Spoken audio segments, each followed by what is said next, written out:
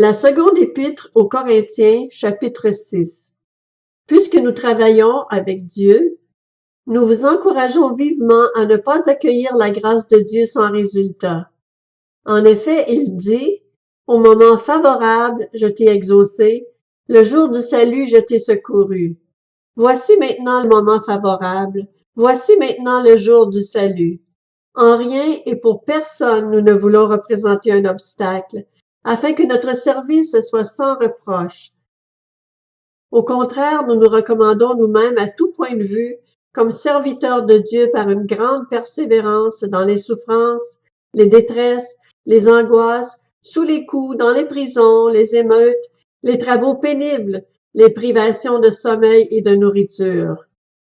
Nous nous recommandons aussi, par la pureté, la connaissance, la patience, la bonté, par l'Esprit Saint, par un amour sincère, par la parole de vérité, par la puissance de Dieu, par les armes offensives et défensives de la justice, que ce soit au milieu de la gloire ou du déshonneur, au milieu d'une mauvaise ou d'une bonne réputation.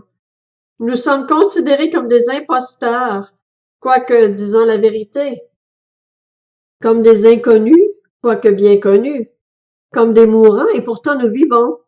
Nous sommes comme condamnés et pourtant pas mis à mort, comme attristés et pourtant nous sommes toujours joyeux, comme pauvres et pourtant nous en enrichissons beaucoup, comme n'ayant rien alors que nous possédons tout.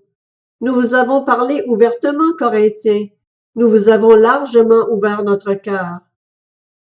Vous n'y êtes pas à l'étroit, mais c'est votre cœur qui s'est rétréci.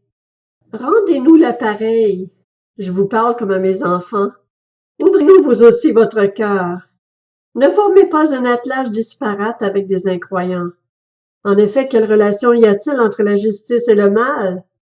Ou qu'y a-t-il de commun entre la lumière et les ténèbres?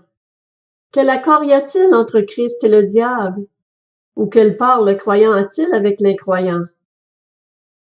Quel rapport peut-il y avoir entre le temple de Dieu et les idoles?